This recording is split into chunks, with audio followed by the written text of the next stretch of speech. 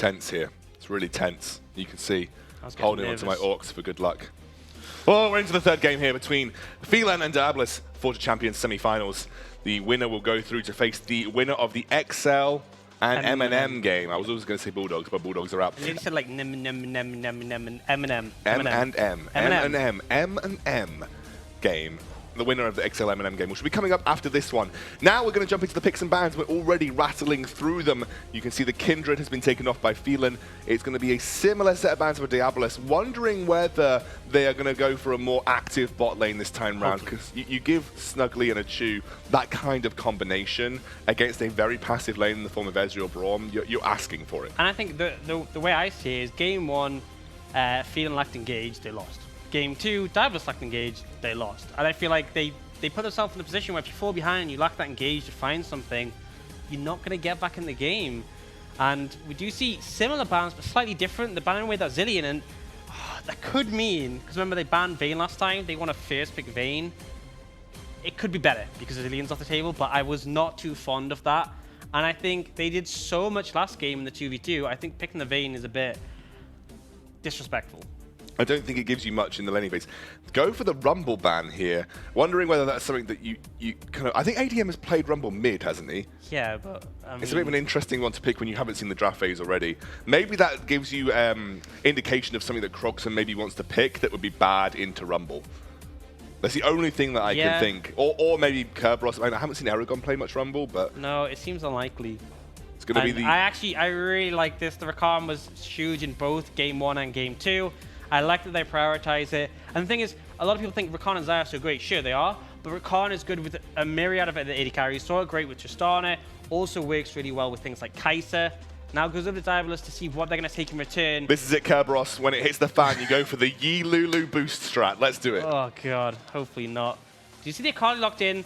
So technically a flex, but we have seen Croxon be the one who they put this pick onto historically. Does mean that there's a lot of pressure going to be put on ADM, and he has to pick something that can hold up. But crucially, you know who does well into melee champions? Aurelion Sol. So that is an option here if he wants to go towards that. The Morgana picked very quickly, and this was banned away by DIABOLUS in the early games. And I like that they have it here because it's going to stop that engage that comes out from the Rakan. But remember, there is a limited window. That Black Shield, the cooldown got nerfed as well. It's a long cooldown. I think at level 1 it's 26 seconds. I think the damage soaking potential got nerfed as well. So they nerfed the damage soaking and the cooldown. So all you do is you walk up, right? Actually, I think if you ult, the ult will probably break the shield if you only got 1 point in it. Yeah, I mean, I think that could definitely be the case. And I think maybe we have to highlight that there could be Croxon taking Morgana mid. I mean, it is something that can happen. I do like Morgana into Rakan because Rakan's quite a telegraphed engage. You can just bind him as soon as it happens. That is going to be a Karma, though, which we assume is for ADM. Yeah, this is something that Snuggly actually talked about to me personally, is that he feels like Karma... To you personally? Yeah, to me personally. Oh! We're friends, you know. I know pro players. In fact, his real name's actually Rich. I'm tight with him. That's why I know his Have you stroked that beard? Yeah, I have. Oof. Oof. Anyway, so he was saying that Karma does well into Morgana, and people are starting to pick it up as a response, because if you play Karma mid, it just outranges the Morgana. You can pop the shield fairly easily, you poke it down, you're not really threatened by roll in because you have your shield and healing, so it's a pretty safe matchup. That does indicate that they're thinking that Morgana could go mid or otherwise, but I feel like it's also a good matchup into the Akali. It's pretty safe against her. Yeah, I think also you've got to look at the fact that I think with the Caitlyn lock-in before this next phase, it's going to be more Kate bot, which should consistently shove actually, I mean, nothing outshoves Morgana Caitlyn, right? In most scenarios. So I think they should win that shove war. Yeah, I do think the one thing is, though, that, like, Rakan can do a bit more than Morgana level 1. Yes, and you could look for the instant engage with the Grand Entrance and maybe look for an all-in, but... Yeah, I think if you send Hado get pressure, though, they won't lose it. And I think it is a good pickup from them, so I want to see them make something happen with that, apply that pressure. I do think that we're going to see this Akali go mid because Kerberos hasn't really shown he's too willing to play it. I think the kill pressure isn't huge on Karma, but it could potentially be there. And now the big thing is what's going to be played top, what's going to be played jungle, banning away the Skarner and the Rek'Sai. I feel I'm just refusing to ban in the second ban phase here. I mean, they banned nothing on the first ban. Maybe they're just looking to not ban anything on the second ban.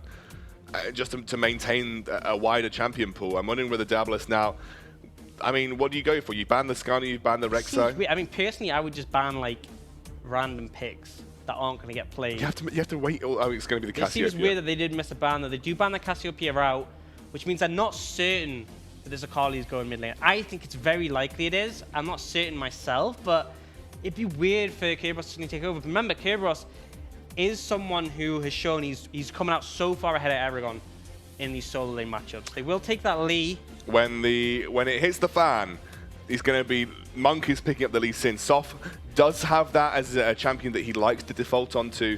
A couple of big champions have been banned with the Skarner and the Rek'Sai going down. He could go back to something like the Elites. That could be something that works for him here, matching in early pressure. But we'll see. That. We'll see what happens. I like the Hecarim if they go for it. It has a lot of engage. It's helped out by the speed from the Karma. Great and it clear has speed. Pretty good clear speed as well. And it comes down to what you can play top. Poppy makes a lot of sense because it works well against the Lee. Is something Aragon's comfortable on, and against your Akali, people play it quite a bit because you can disengage him a bit. You can stop him mid-ability and disengage her. I feel like it's a pick that Aragon's going to go for. It's a pick that we know he likes to play it as well. Struggling, but that means it goes with Diabolus. I think they could bring out the Rise against Kerberos. He's been really great on it. He'll do fine into the Poppy. It means that you have a really strong jungle mid with that Akali and that Lee Sin. But equally, it's easy gank pressure top if you have that lockdown from the Rise. And once again, you can farm up a Storm, more than ever, because against the Renekton, they did struggle a bit to pressure down in the later stages, but instead, they're going to go for that Yorick. It's something that Kerberos has had banned against him consistently. I don't think there's been any significant changes to Yorick since we've seen Kerberos picking that up throughout his games. A little bit of nerfs on the ult damage, but that was a while ago. I think it's still in the same place that it kind of was when he was playing previously. Yeah, I think I think arguably it's still fine. It does mean that the 1-3-1 is going to be really strong because Karma can theoretically hold a wave in the side lane, but you don't want it. You don't want to be in a lane by yourself against an Akali when you pick the Karma. You pick the Karma to impact team fights. Well, the team fight certainly is very good from PHELAN. The team fight from Diabolus is abysmal. So that I think you're looking at two sides of a coin here. Diabolus never won a team fight unless they get really far ahead and they can snowball things. And PHELAN on the other side of the coin don't want to get locked into a 1-3-1 because they have a really, really, really good team fight. I think with the Karma, Tristana, and the Hecarim all locked into one, and you just have the support of the Rakan and the Poppy. So much CC, so much lockdown. I mean, that is a pure 5-man dive composition if I've ever seen one before. And Diabolus, I think, need to do well in their solo lanes, and they need to transition that solo lane into a more proactive play across the map. Absolutely. I think the concern for me is that the one thing they have to stop this engage is that Morgana Black Shield. That only works on one person. If you dive at them with the Hecarim, the Rakan, there's only so much you can do. Like, shit, if you're ahead, you're great. But if you fall behind with this 1-3-1 composition, I feel like you're really going to struggle. You can kick, but I actually would have liked to see something like Gragas, for instance, just for the simple fact that he's a good level 3 jungler. He's got great disengage. It's something that we've seen Monkeys play over and over again. I think works really well. But I think the Lee is basically throwing down the gauntlet. I think the Lee is the better pick to impact the lanes. I think the Lee is the better pick to get both the Akali and the Yorick snowballing. And I think if I'm Monkeys this game, I'm not going bot almost ever unless I find a good opportunity, because unless I'm basically I need to read Soft. If Soft goes bot, I've got to match the 3 versus 3. Otherwise, I'm spending all of my time trying to catapult one of my solo laners into a lead. Yeah, absolutely. We'll get underway onto the Rift. Question's going to be, who's going to bring out this win? It is game 3. Team that loses here will be knocked out of the 40 champions.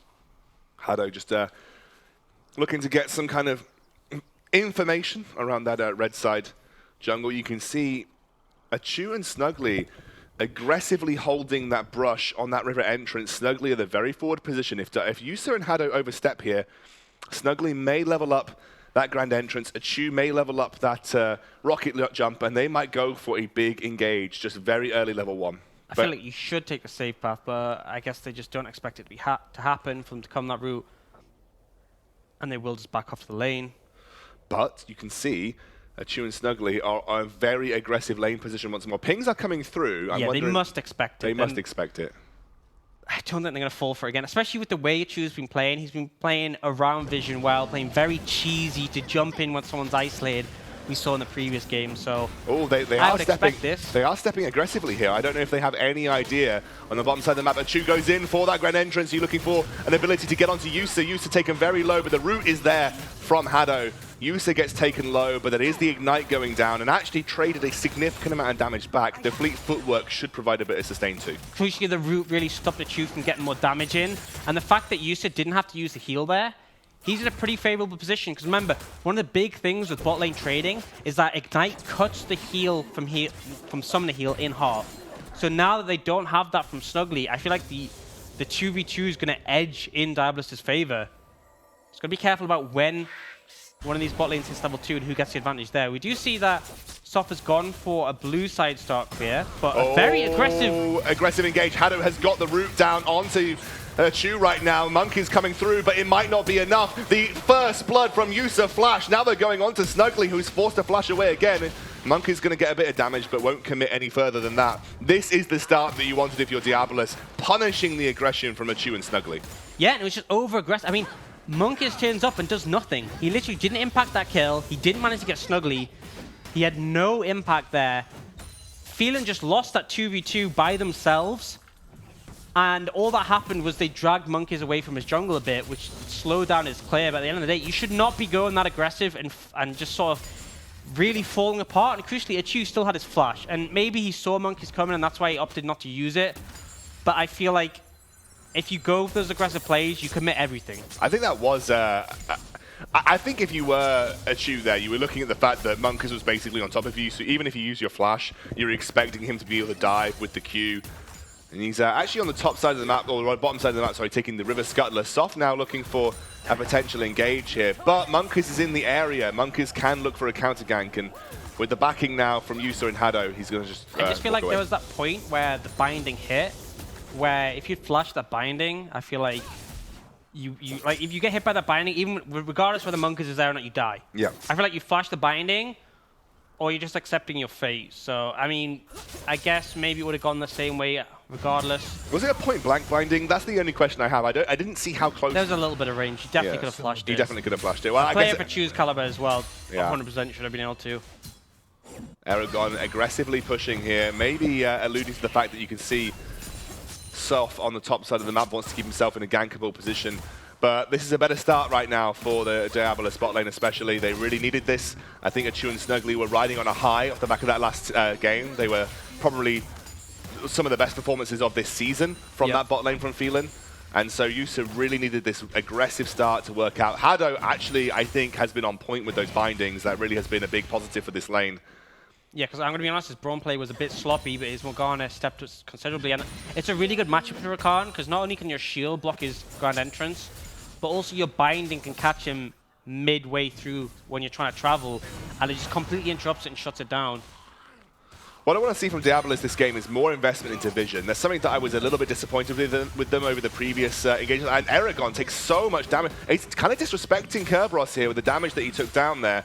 And Monk is now potentially looking for a dive opportunity. Like a single Q could put Aragon in death potential, but he obviously also has that steadfast presence to keep himself safe. Yeah, it's a hard dive because of how Poppy works, but very low for Aragon here. Does look like Monkeys will back off. I mean, look at that build coming out from Achu. That is like, oh, we lost lane. Yep. We lost lane, and we need to buy some items that will get us back in the game. But currently, with a dagger and a call up against a pickaxe from Yusa, it's not a fun lane to be in. It's an oppressive lane to play against as well, the Morgana Caitlyn. That's kind of why people hate playing into it. It's one of those lanes that is always going to be pressured by the jungle because it's consistently pushing. And speaking of which, Soft now on the bottom side of the map. Monkeys is in the area, but he needs to get there very quickly as Yusa now dives away. Incoming Soft. I don't know whether he's going to get there in time. Hado actually forced to back out. Has got that bind available, I think, but isn't going to choose to use it. A bit longer before it's available. Did use it on Snuggly on the open end. That was a big part of why they got away, because that grand entrance couldn't come in. They do get the flash and the heal there. Traded for the flash from Snuggly, so I'll say it's a successful gank, but it's not really going to change the pace of this bot lane. No, Monkeys was a little bit out of sorts there. Kind of when you see a bot lane gank potentially coming through, you always have to keep your eyes on the counter gank opportunities. You can see Soft now aware that he's been spotted out in the jungle. The engage comes through from Snuggly, but the Black Shield is good to keep Yusa in an aggressive position. And Monkeys is just hovering around this bottom side of the map right now. All the attention going bot. You know, you said before the game you think they're getting bot. It's been purely about this bot lane. You know, there's that ancient saying, better bot lane wins.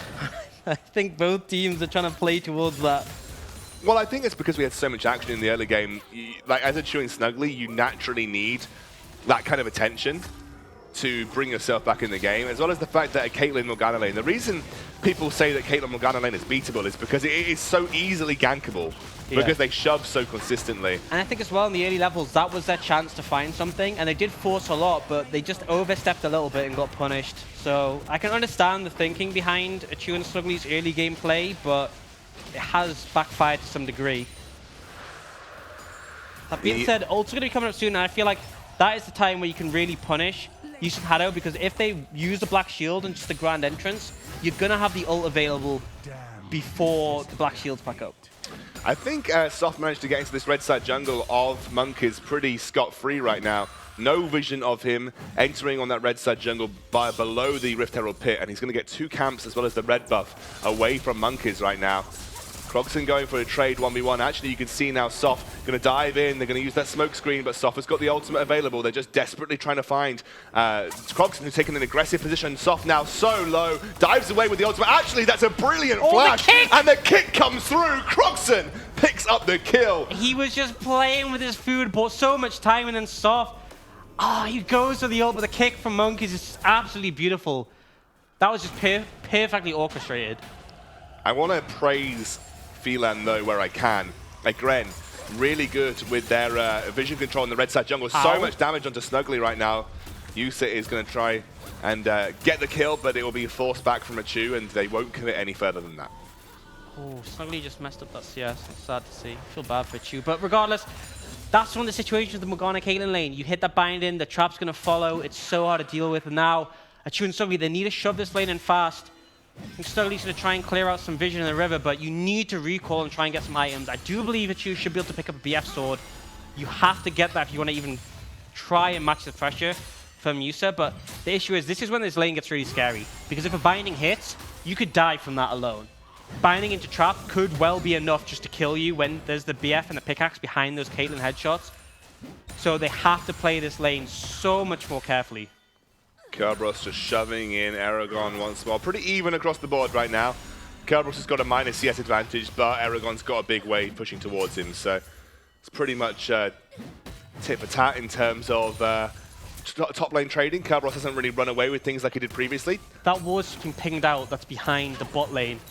I mean, Soft's coming down. I think you have to be so careful if you're Yusa and Hado here. Yeah, TP's coming in. Here comes the teleport. That was the ping coming through. Yusa now going to be the target. Has got that flash available. It's ADM that actually teleports in right now as Hado tries to bind Soft. The flash from Yusa will come out, but it actually will be a pickup for ADM.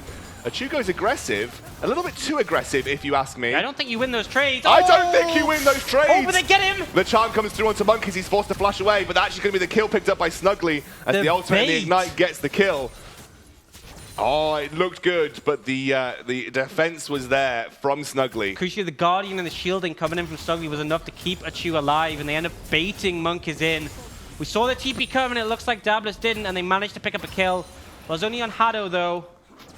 Again, it comes from incredible warding. So the Black Shield, as soon as it's used on Yusa, I mean, this is the issue with the Caitlyn Morg, is that you can only use the Black Shield on one person. As soon as you use it on Yusa, which was the right choice, he had flash, he's down, Hado's down, but then Achu, it looks like he's going to go down, but crucially the heal, the Guardian, the E-Shield gets him so low, and then the bomb just does enough damage to take out Monkeys. And it's a great bait, but crucially Monkeys didn't end up using his kick there. I guess he felt like he wouldn't find enough damage and didn't want to waste it, but Snuggly did so much to save his AD carry there. We're starting to see a bit more life from this PHELAN bot lane. Yeah, and they're starting to look like they're getting themselves back into this game, even though the CS advantage does lie with Yusa and Hado. It's a good retaliation from the PHELAN bot lane. And again, Soft is down there once more, trying to punish this Caitlyn Morgana lane. Will Monkeys respond?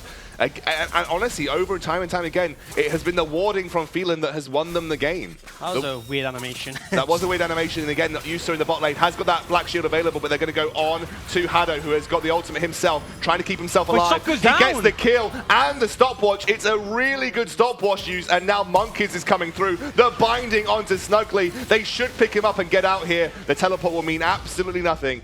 Aragon cannot do much. Monkeys should just be able to dive away. Yeah, and honestly, it's just a waste of TP on top of that. So great coming out from DIABOLUS. They managed to find the turnaround. Oh, ADM, he may be going down. Croxon forced to dive away. Wait, he ulted away? Maybe he was scared about tower diving with the shield maybe still being up. In the meantime, by the way, Kerberos is soloing the Rift Herald. His ult does so much damage, the second charge, that's cute. I feel like that was a free kill he just gave up.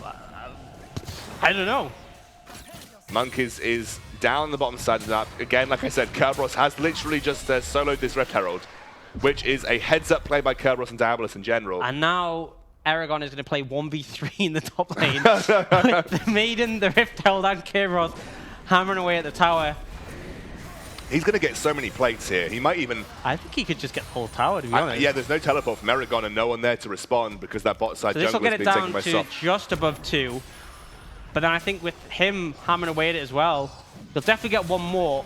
I think you can definitely go for a second. I think Aragon should be able to get up in time, but I'm not sure what you can really do to defend after this. Going to push the Rift Herald away. We'll get the critical hit on it, and that will not be the final plate, or the fourth plate rather, going down on that top side, but it's a huge bolus of gold going over to Kerberos. Yeah, I'm certain Kerberos is happy with that exchange, and Achu just dodges away from the binding. Hado, got to be a little bit careful, doesn't overstep too much, but both teams playing so much around this bot lane, and you got to ask, who does this benefit? It benefits Kerberos because he is isolating this 1v1, and Poppy up against a Yorick, there's not really a ton you can do, especially when Kerberos does have that Maiden. It's down for now, but... It'll be up fairly soon. I mean, yeah. the cooldown is pretty low on the Maiden. You just don't have that many answers as the Poppy into the Yorick, and it's a rough situation to be in. I gotta say though, all of the attention bot lane has actually leveled the CS between Achu and Yusa. Achu also picking up the cull is going to give him a small injection of gold. 4-man dive coming out here as DIABOLUS now moving in. Hado looking for the binding. It won't land. And both Krogson and Monkeys are forced to back away. Excuse me, that did land. It was just on a minion. On a minion. Okay, I'm sorry. I apologize. So, you know, Hado can sit there and say, technically, I hit my binding. Monkeys, clear the bloody control ward. He literally just walked through it. He just doesn't care. Wait, it just disappeared because Snuggly moved it. Oh, Snuggly moved it. There we go.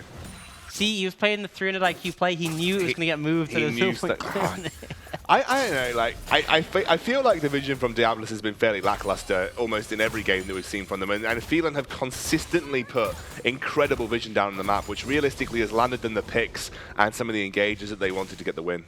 Something I was going to say earlier is the fact that it felt like the solo lanes of PHELAN and DIABOLUS were keeping up in CS a lot more. There has been a little bit pulled ahead from Kerberos, but the amount of difference that just came from Krogson finding that advantage in the 1v1, he's now 30 CS up. And yes, it's against a Karma. Karma doesn't need all the gold in the world, but you do not want an Akali who's at 10 CS per minute because she's going to be so strong as Krogson misses that cannon. I want to play the Titanic music again. That was sad. Yeah, that was a sad one. Yeah. We've seen it always happens with the Akali. You expect your E to do any damage, but with no points on it, it really does like it no just does damage. nothing. It's like a tickle. Yeah. Oh, Soft again, hovering around the bottom side. Monkeys, I think you just need to perma-camp this bot lane if you're Monkeys right now. You need to make this a 3 versus 3. Yeah. You just need to be hovering around in the potential that Soft goes for yet another gank on the bottom side. And you know, we said how there's a big item advantage coming out for Yusa. It's really close. You now see IE on both the AD carries, and honestly, they're even in items at this point. Kerberos just going to look for an aggressive play, and Aragon's still struggling to deal with it. He's had to go super defensive. He's picked up the Bramble Vest. He's picked up the Ninja Tabai. Has also got the Barley Cinder. So really just respecting that damage output that Kerberos will have, especially as he works closer towards that Trinity Force spike. I mean, he knows his role. He just needs to survive in the lane, clear up the waves, and Krogson and Monkeys moving out. This is a scary mid-jungle combo. Gonna be Soft, I think Soft smoked that away, away. Yeah. Monkey's also gonna hit level 9 at the same time. They've got priority back in the bot lane, they've got priority in the mid lane. This could be an opportunity to again push on for another Drake, which will be a Cloud. It's just gonna be an easy first turret for Kerberos. I mean, this is a situation you wanna be in, and this is Yorick. You're playing against a tank, you just get to do what you want, solo the Rift Herald, no jungle attention. This is a top laner's dream, the 1v1 island. The 1v1 island, that's exactly what they would have wanted here. Another dragon taken. It's going to be another Cloud. 2 Clouds aren't too bad. You get a decent amount of movement speed from that. But I mean, again... You know, people complain about Cloud Drakes, but other than Infernal, they're the only one that offers in combat, like, strength. Because obviously, you know, the mountain only affects neutral projectiles, ocean's only out of combat, so that movement speed, it is going to come in pretty handy when you're looking to find these 1v1s, chasing people down. Do you and think it's also, the only one that offers in-combat strength? no, the only other one than Infernal. I was going to say, I was thinking, are we forgetting about Infernal? Infernal's by far the best, but other than Infernal, it's the only other one that offers something like, okay, we're going to be better in fights because of this. Right, so Soft is hard camping bot lane, as we've seen. In general, Diabolus... Is soft camping? Oh, I don't know if you have seen that. You know? In general, Diabolus have reacted well, but Monkus has bowed his time here. He's looking to go for a push onto this bot lane tier 1. And again, no turret plating, so it'll be easier to take down. And honestly, Achu and Snuggly are pretty low right now. Hado looks for a binding. Snuggly dodges at the very last moment, but they are too scared to commit to defending this tower. Understandably, but Monkeys could be out of position here. Charm comes in, but a flash away. I have no idea what's going on. There is a fight on the bot side as ADM now being engaged on by Crocs, and that's a huge amount of damage. Crocs just absolutely deletes ADM. Nothing really happened with that bot lane tower take, though, and Diabolus are firmly in the driving seat once more, looking to book their place in the bracket final. Yes, just off the camera, we saw Snuggly go with the engage, but Monkeys flashed away from the quickness.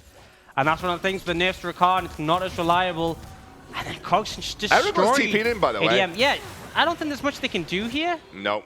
They don't want to commit to a fight because they really haven't got a super healthy bot lane to work with either. I think they also used the quickness there too. So they don't have a follow-up on the engage.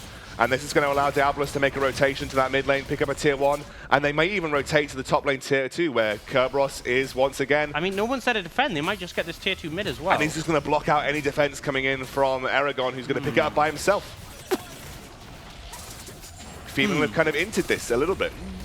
I mean, I think a little bit is an understatement. I mean, they just lost 3 towers there, and in return, I mean, they got the bot lane tower, so they didn't get nothing.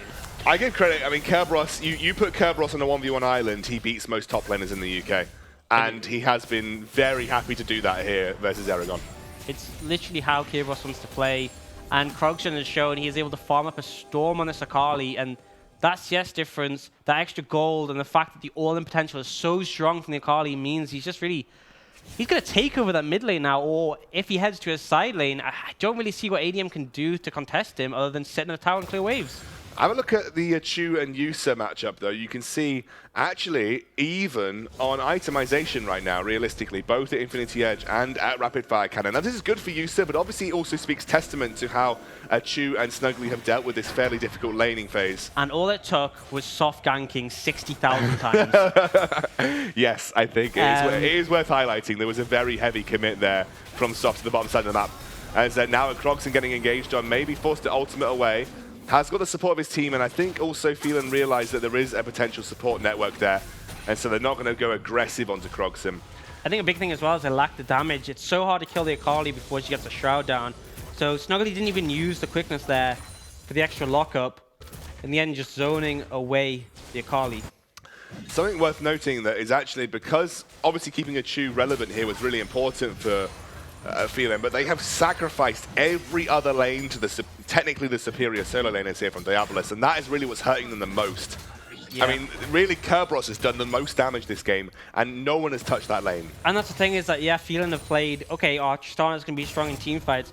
Diabolus don't care, they're not going to team fight you. I mean, Caitlyn's still strong as well. I mean, you've got to look at the fact that Caitlyn scales pretty well. Maybe not as well as Tristana, she doesn't have a self-attack speed steroid, but in general, Caitlyn scales quite nice. The big thing is that PHELAN needed Tristana as a damage source, and they picked this Karma to facilitate it. So I think from that argument, I feel like in a team fight, Tristana's going to do more, but again, Diabolus, they're not going to team fight. And actually, I'm going to revert back to that point that I made right at the start, where I was like, I'm sure that Monkeys is going to focus on his solo laners. Actually, we saw the inverse, where he focused on the bot lane, primarily because Soft forced his hand in that respect. But what has worked out for Diabolus is because their solo laners are just, I think, arguably better on an individual level in their lane matchups. When they have no jungle attention from Soft, they naturally win by themselves. They naturally win and they naturally transition into the 1-3-1 because they've got that much of an advantage. Yeah, I mean, I was going to come out and say it. I feel like if ADM's on Vel'Koz, he can go toe-to-toe with Krogson, maybe arguably better. I think other than that, Krogson comes out on top. And I think top lane, Kerberos just... I think the only benefit Aragon has is that he's more willing to play tanks. Other than that, I think Kerberos just beats him. And I think it's shown in this game. Yeah, I mean, you could see him just like hard soloing. Is he going for What is he going for now? So crucially, he does pick up the Raptor Cloak without finishing anything, because it gives, I mean, the armor's whatever, but it also gives that movement speed next to turrets. He really favors that. He loves to build it. He won't finish that into an item, at least not for a significant amount of time. Just going to benefit from the stats the component gives. But right now, Diabolus starting up this Baron, and are they going to contest it? I think they can try. There's quite a bit of damage going on the Monkeys. Yeah, it looks like the binding misses from Hado here, so they're going to have to back off. Oh, Croxon, so much damage. You can see now the engage comes through from Kerberos. Not really a team fighting champion. He's forced to back away immediately as Hado jumps in, gets blasted away by that Buster shot. But honestly, oh, that was sick from Aragon. But it really just serves the purpose of disengaging here. I mean, they stopped the Baron. I mean, have they? They're going back. They temporarily stopped the Baron. With Kerberos over here as well. It looks like PHELAN are not done yet. They want to come back into this fight. They have a Chew, still pretty healthy, on a 2-item spike. They have that engage potential. Snuggly doesn't have the ultimate, but they still have the grand entrance coming through. And if they can buy enough time, Soft is making his way back. A Chew?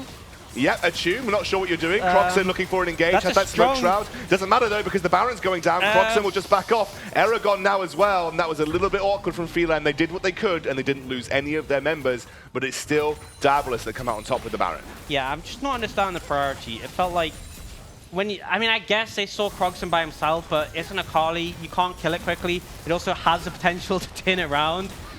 I feel like they just kind of let them do the Baron, even though they were right there to contest it. I mean, sure, they didn't have the smite, but health bars were starting to get low there. I think they could have taken the fight. Baron now on a 1-3-1. That spells pain if I've ever seen it myself. It's going to be the Sterex Gauge finished up by Kerberos. Again, like you said, that Raptor Cloak being held on its own. Wondering whether that'll go. I mean, I'd love to see a Zero. It just epitomizes Yorick split push. He does build it later on. It's just he tends to build other things first. I'm not sure if he'd build it now. He's gone for some magic resist. I can't remember exactly what Zero builds out of. It builds out of the Raptor Cloak for sure. Items. It builds out of items. Yep. We see it so infrequently. But it is just now the pressure from Croxon and Kerberos. Kerberos is 0-0-0, but has had such an impact in this game. Again, like I said, just being left on that island to himself. He's won the 1v1 matchup. He's taken turrets in every single lane that he's been left to his own devices in. It's what he does. He is the split push monster, and we do see, I mean, they're choosing a good position if a team fight happens. You saw him start to put some damage out in the last one, but again, it's so difficult to find a 5v5. The last one is start off with a pick coming out from Croxon. That's how strong this Akali is. Level 15 and able to just pump out so much damage when you look at the items she has. Well, that's why the Phantom Dancer, I think, has come out here for a Chew. Just trying to give him any semblance of defense against this assassin. And PHELAN, they don't know where to commit. They don't know whether to commit to the mid lane. They don't know whether to commit to Kerberos' split push. And Croxon, in the meantime, on the bottom side of the map, just doing what he's doing, taking more turrets. The issue is, Kerberos is so tanky, it is so hard to kill. Croxon can buy so much time with the Shroud. Oh, the Maiden's taking Aragon so low here. And then Hado has a Black Shield, and I feel like there's no great targets to engage on, but they have to pick one, they have to go, because they're going to lose all 3 turrets if things keep going. I think Kerberos is just going to pick up an inhibitor. If they go for him, they're going to take that bot lane and that mid lane too. I think PHELAN are just bleeding every inhibitor now. And Soft is looking for the engage. That's the flash from Yusa. This is desperation. As the binding comes out, Yusa starts to clean up. PHELAN are just left absolutely decimated. It was a desperate play to make, but DIABOLUS were just too far ahead. And with the push coming in finally from Croxon and from Kerberos, they will take down the Nexus turrets and end this series in dominating fashion. Yeah, just textbook how you want to play a 1v1 composition coming up from DIABOLUS. It felt like PHELAN just had the life squeezed out of them that game, and they will fall out of the Forge Champions. It's almost like they flicked a switch on a light switch and turned it off. I'm making a joke, don't worry about it, mate. Yes, probably. Anyway, it is going to be the win for DIABOLUS, 2-1 over PHELAN. It was a rocky second game, but they shored themselves up on the bottom side of the map. And again, every game was quick, 25 minutes about each piece. It was kind of blasted either way, but it's going to be Diabolus finding themselves to the bracket final. They will be taking on the winner of our next series, XL versus M&M, the oldest UK grudge match that you can think of when it comes to UK League of Legends.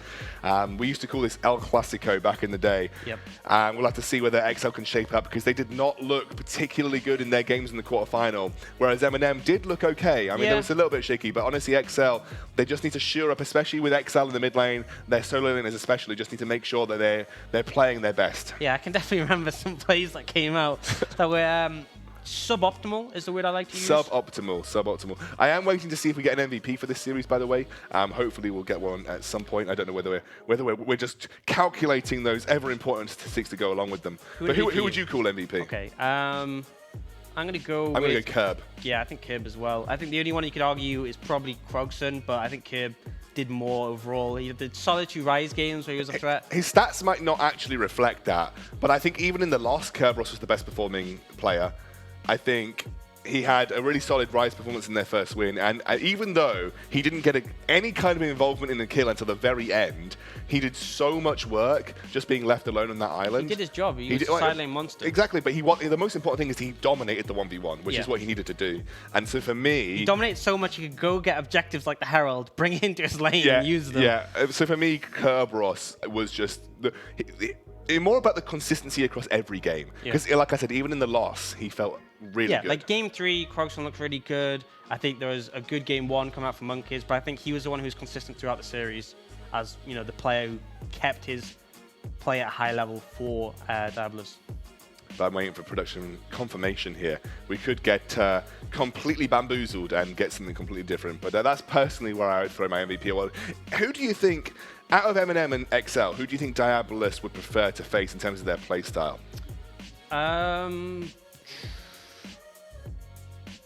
Probably M&M. They've played up against M&M a lot before. They've shown they can beat in it. The only real threat is if one gets on a hyper carry and wins out. But if you play that 1-3-1 against a team with a hyper carry, there's nothing it really does. You know, that's the weakness of having a sort of juggle more composition, is that you just go in the side lanes. So I feel like M&M would probably be the easier bet for them. And speaking of the M&M XL series, as we look towards that now, who do you think, in your opinion, is slightly favoured, if there is a favourite on either side? I'm probably going to say M&M, because XL's form has just been really downhill recently. They have capable players in the team, without a doubt. They have really capable players. It's just they haven't delivered. And in that series last week, they looked underwhelming.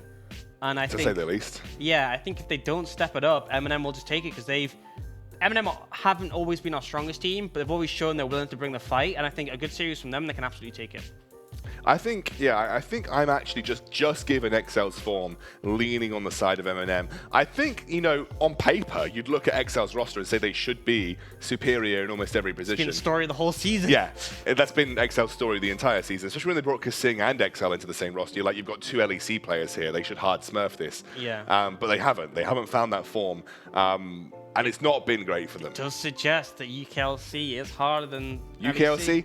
Could they do it at a cold, rainy night in Stoke is the question. They can do it in Berlin, but could they do it at a cold, rainy night in Stoke? Who knows?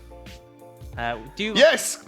Kerberos is the MVP. Thank you very much, production. Kerberos will get the MVP with a KDA of 5 overall. Had a really solid performance, and I think deserved of that particular award. Yep, well played to him. He put in the work.